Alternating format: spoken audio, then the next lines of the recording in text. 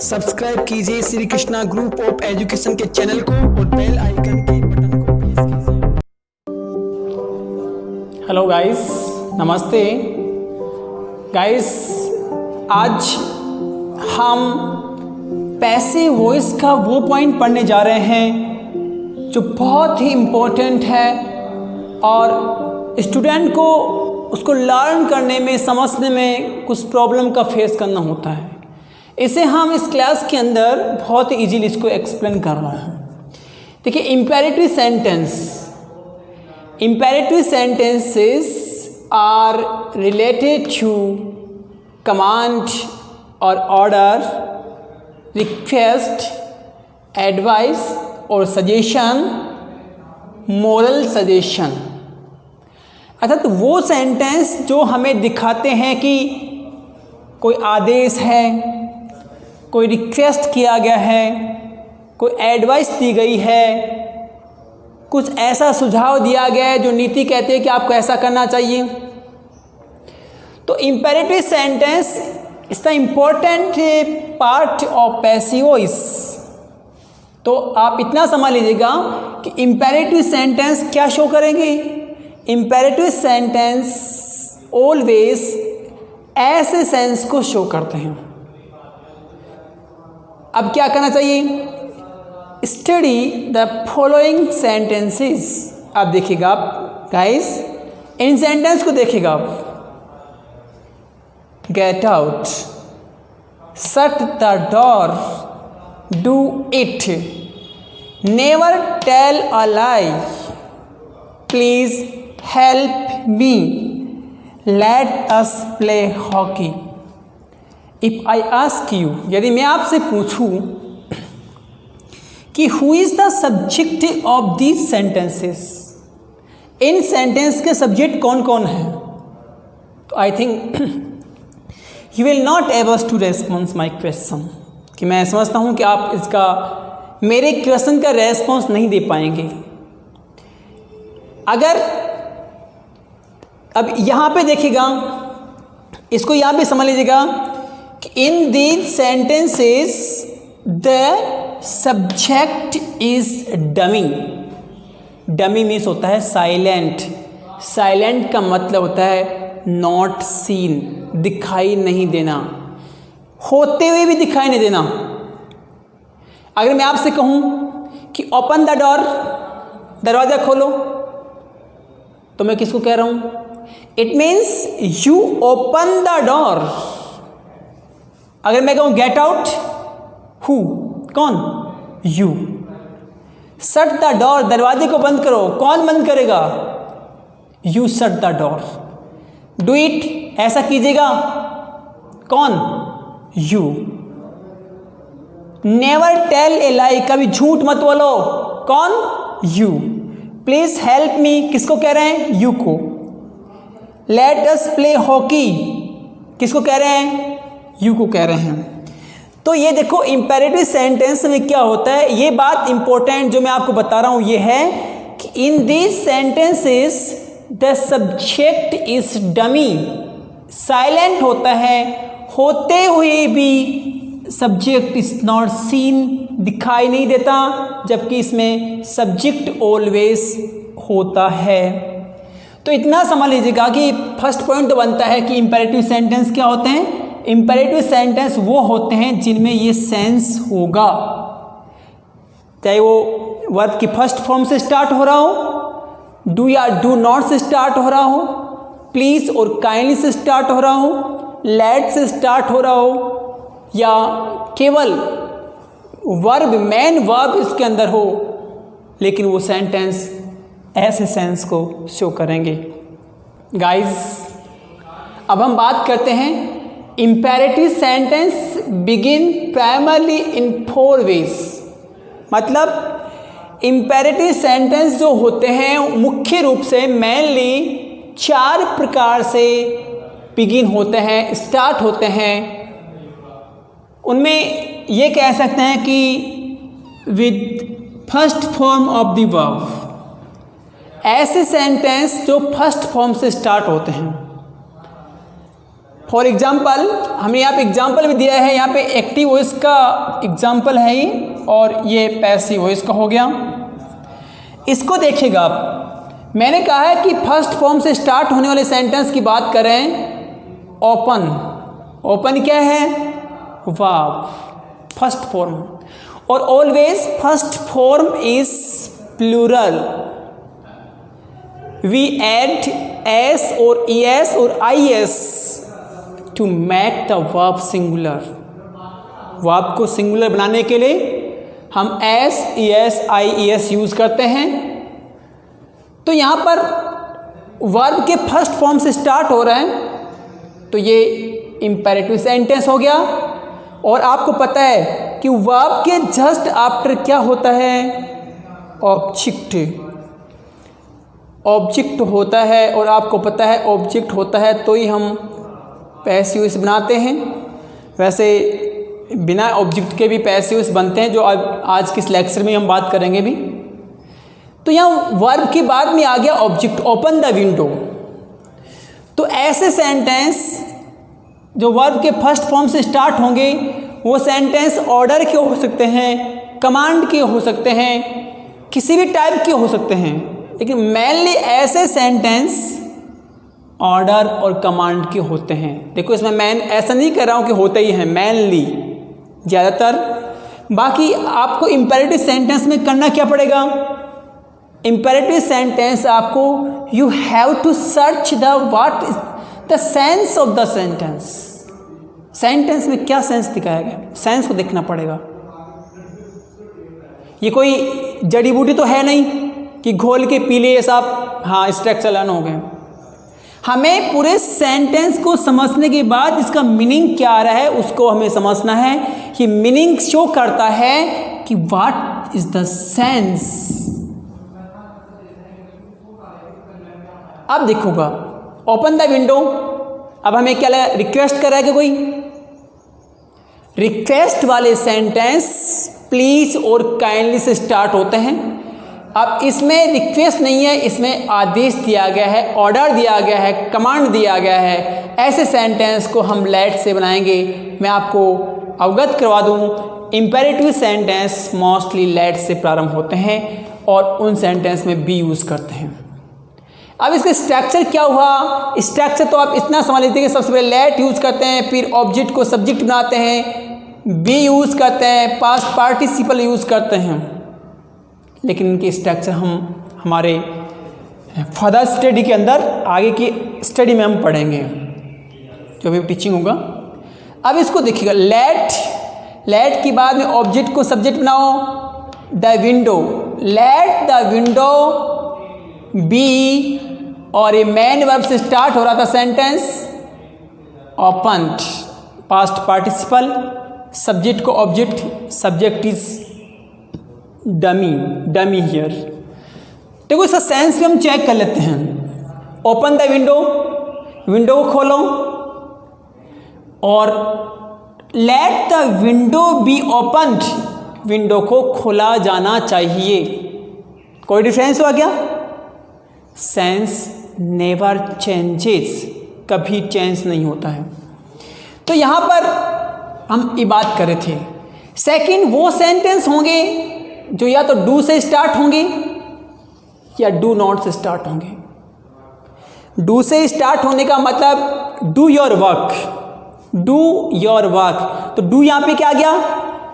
First form है, do first form, do did done, और your work है object. तो फिर भी मैंने डू यहां डू नॉट के साथ इसलिए यूज किया है कि कहीं आप डू को हेल्पिंग वर्ब न समझ लें।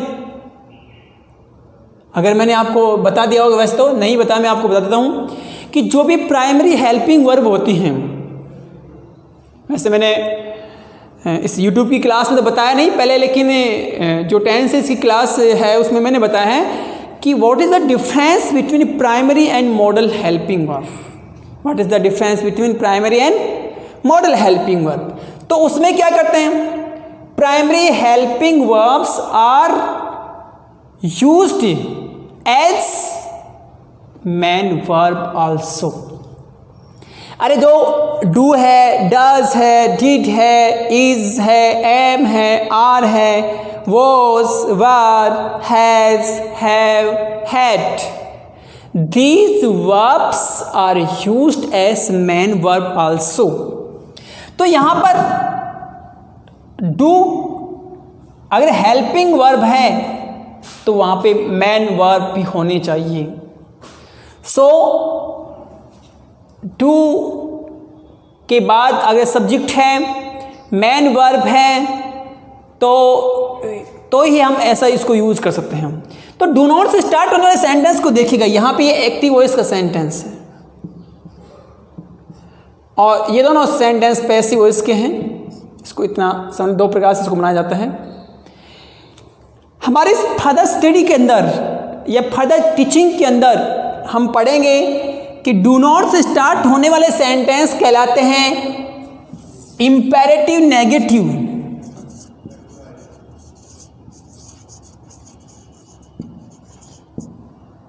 इंपेरेटिव नेगेटिव सेंटेंस से कहलाते हैं. देखो अगर आपसे कई लोग कहते हैं कि साहब डू नॉट को इसमें डिलीट कर देंगे, डू नॉट को डिलीट करके देखो मेक ए नॉइस, तो क्या हो जाएगा? Let a noise be made, शोर मचाओ. जबकि हमारा क्या एक्टिव क्या है? शोर मत मचाओ. अगर सेंटेंस में नेगेटिव सेंस यूज किया गया है तो आप नेगेटिव को डिलीट नहीं करेंगे, because if you delete the negative sense, the sense is changed. Sense negative से पॉजिटिव हो गया, ऐसा नहीं होता. तो डू नॉट आप यही समझ लेंगे कि डू नॉट के प्लेस पर लेट नॉट यूज करते हैं, ये समझ लो. इसको दो प्रकार से बनाएंगे हम. इतना समझ लो कि डू नॉट वाले सेंटेंस में लेट डू नॉट के प्लेस पर लेट नॉट यूज करेंगे. तो डू नॉट के बाद में क्या है? मेन वर्ब है, ये ऑब्जेक्ट है. तो अब ऐसा नहीं कि डू से स्टार्ट हो रहा है तो इंटरोगेटिव सेंटेंस है. You do not make noise. Do not make a noise, no, you do not make a noise, आप शोर मत मचाओ. तो यहां पर यू डमी है यहां पर. तो ऐसे सेंटेंस में किससे स्टार्ट होंगे? ऐसे सेंटेंस में लेट से स्टार्ट होंगे. देखो लेट से स्टार्ट किया गया है. या तो दो प्रकार से ऐसे बना लो कि first of all let use कर लो और लेट के बाद में ऑब्जेक्ट को क्या बनाओगे? सब्जेक्ट बनाओ. लेट अ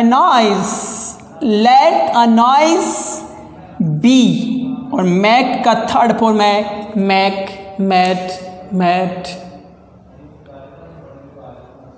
तो let noise not be made, इसको इस प्रकार से भी कह सकते हैं कि let not is used in place of do not.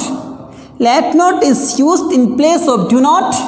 तो यहां पर आप यहां पर डू नॉट के प्लेस पर लेट नॉट आपने यूज कर लिया.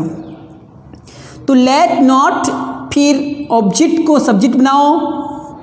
Let not a noise be made. Guys हम समझाना चाह रहे हैं कि ये नेगेटिव सेंस जो है वो नेगेटिव होना चाहिए. तो सेकंड था हमारा डू नॉट से स्टार्ट होने वाला सेंटेंस. थर्ड है विद, प्लीज और काइंडली. देखो these words are so powerful. आजकल हमारे प्लीज प्लीज प्लीज बोल करके आप मतलब किसी ऐसे असंभव कार्य को भी संभव बना सकते हैं. इन वर्ड्स में इतना पावर होता है. तो प्लीज और काइंडली किसको शो करता है? रिक्वेस्ट को.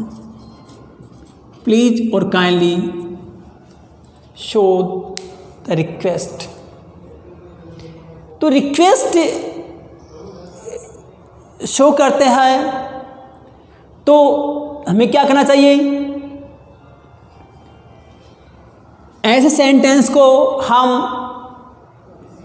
किससे बनाएंगे? ऐसे सेंटेंस में द वर्ड प्लीज और काइंडली आर डिलीटेड. इनको डिलीट कर दिया जाता है, आर रिमूव्ड इनको हटा दिया जाता है, आर इनप्लेस्ड इनको अलग कर दिया जाता है, और these are not used while transferring into passive voice.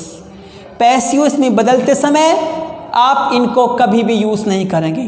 ठीक है, मैं आपको समझा देता हूँ कि जस्ट आफ्टर द प्लीज और kindly the position is first form of the verb, please help मी। तो इसके जस्ट बाद देखो, प्लीज के बाद में क्या रहा है, help me, please come here, please help the poor, please learn this chapter, please bring a glass of water, please be silent, please help me, please come here. तो प्लीज के बाद में क्या आता है, first form of the verb और फिर object है। ऐसे सेंटेंस को प्लीज और काइंडली के प्लेस पर हम यूज करते हैं यू आर रिक्वेस्टेड टू, और टू के बाद में डायरेक्ट फर्स्ट फॉर्म और जो भी ऑब्जेक्ट आ रहा है ऐसे कैसे यूज करेंगे।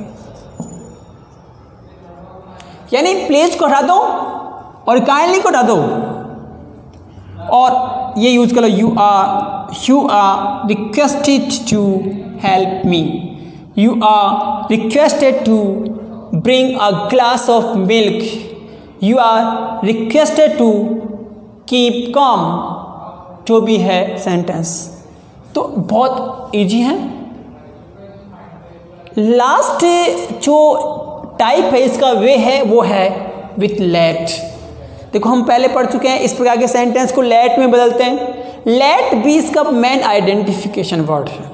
तो अब लेट से स्टार्ट हो तो क्या करना चाहिए, तो इसमें क्या करते हैं कि यहाँ पर लेट का जो ऑब्जेक्टिव फॉर्म है, यहाँ पे ध्यान दो तो ऑब्जेक्टिव फॉर्म है, ये हिम जो है ये लेट का ऑब्जेक्ट है, और यहाँ पर दिस वर्क है जो इस अपना जो ऑब्जेक्ट है।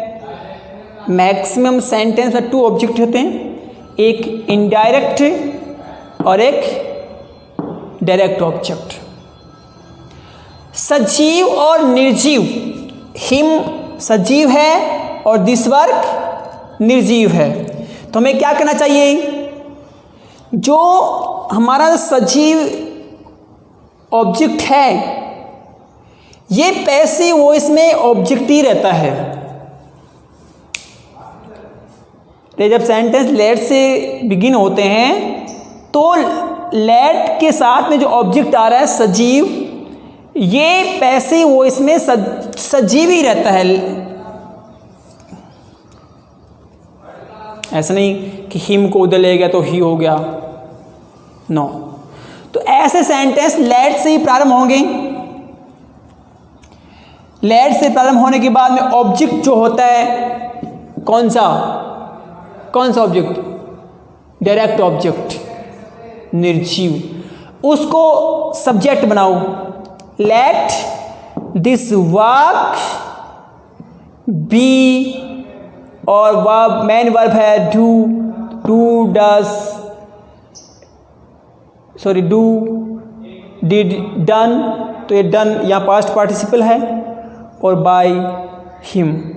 तो ये थे, इसके बाद हम देखते हैं गाइस, हम इम्पेरेटिव सेंटेंस के बारे में कुछ और अधिक डीप नॉलेज ऑब्टेन करते हैं। देखिए इम्पेरेटिव सेंटेंस में एक तो होता है वो सेंटेंस में ऑब्जेक्ट होता है, वो सेंटेंस जिनमें ऑब्जेक्ट नहीं होता। हम पहले बात कर चुके हैं, जिन सेंटेंस में ऑब्जेक्ट नहीं होता है उनका पैसिव वॉइस नहीं बनता। अगर फिर भी देखो कॉम्पिटिटिव एग्जाम तो ये अक्सर पूछ लिया जाता है, तो उनका भी हमें पैसिव वॉइस बनाना है। अब क्यों, देखो उसमें क्या है कि एक तो सब्जेक्ट उसमें डमी होता है, तो बाकी ऐसे दिखता नहीं है, तो उनका पैसिव वॉइस हम बना सकते हैं। एक है मोरल सजेशन, नैतिक सुझाव। वैसे देखो आप स्पेशल टीचिंग तो अभी इसकी बाकी है, तो उसके बारे में हम समझा रहे हैं, लेकिन हम इस पॉइंट को समझाने की आपको अनेक तरीके बता रहे हैं कि आप किसी न किसी प्रकार इनको समझ पाएँ। तो जो इन सेंटेंस में ऑब्जेक्ट होता है उनका पैसिव कैसे बनता है, उनमें क्या होता है, दो तरीके होते हैं उनके, एक तो है फर्स्ट वे, एक है सेकंड वे। फर्स्ट वे स्टूडेंट को मोस्टली फर्स्ट वे से बनाना चाहिए। कई बार क्या आता है जैसे कॉम्पिटिटिव एग्जाम में तो क्या होता है, फर्स्ट वे से नहीं आ रहा है, सेकंड वे से दे देता है, फिर वहाँ आप देखें ये क्या करें, ये तो लेट बी, ये तो कुछ है ही नहीं, इस प्रकार से भी वो आ जाता है। तो देखो अगर इसमें क्या होता है, मेन वर्ब के बाद में ऑब्जेक्ट है। ऐसे सेंटेंस को भी अभी हम पढ़ाया जस्ट अभी, लेट से बनाएंगे, ऑब्जेक्ट को सब्जेक्ट बनाएंगे, द डोर बी यूज करेंगे, और शट के 3 फॉर्म शट होती हैं, let the door be shut, और इसका देखिए स्ट्रक्चर भी है, सबसे पहले लेट यूज कर लेंगे, फिर ऑब्जेक्ट जो हमारे यहाँ सब्जेक्ट हो जाएगा, फिर बी हो जाएगा और पास्ट पार्टिसिपल।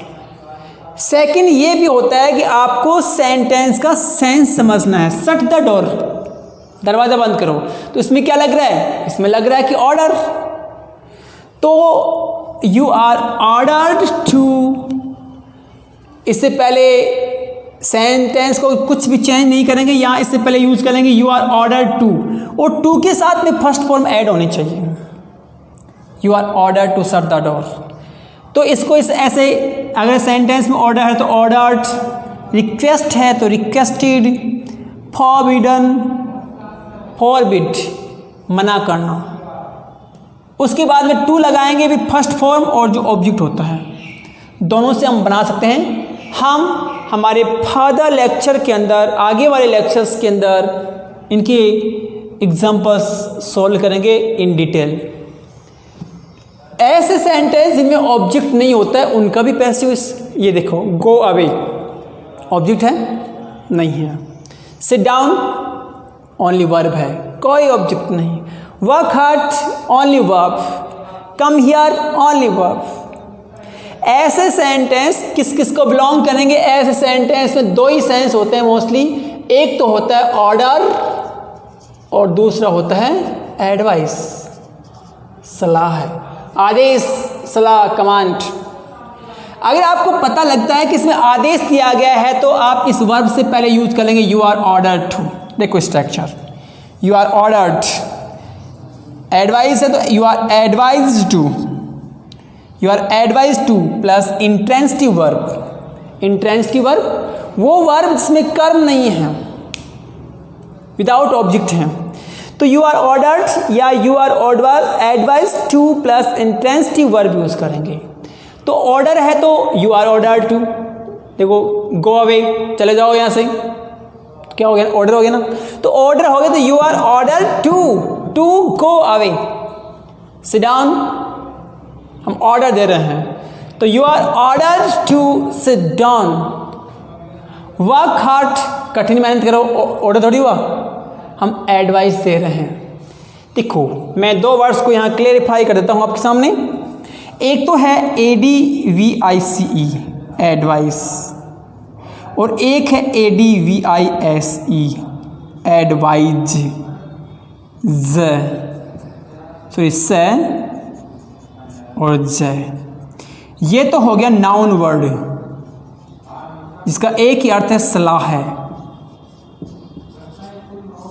और ये है वर्ब जिसका मतलब होता है सलाह देना। यहाँ पे देखो तो वर्क हार्ड हम क्या करें, एडवाइस दे रहे ना, तो you are advised to work hard. Come here, यहाँ आओ, ऑर्डर है तो you are order to come here.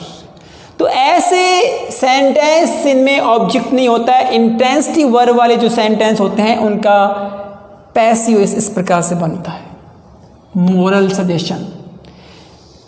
कई बात करते हैं कि आप शुड बी भी यूज़ कर सकते हैं, लेकिन गाइस हमेशा याद रखना ऐसे सेंटेंस जो सजेशन को शो करते हैं उनको ही आप शुड बी में बना सकते हैं ऑब्जेक्ट के बाद।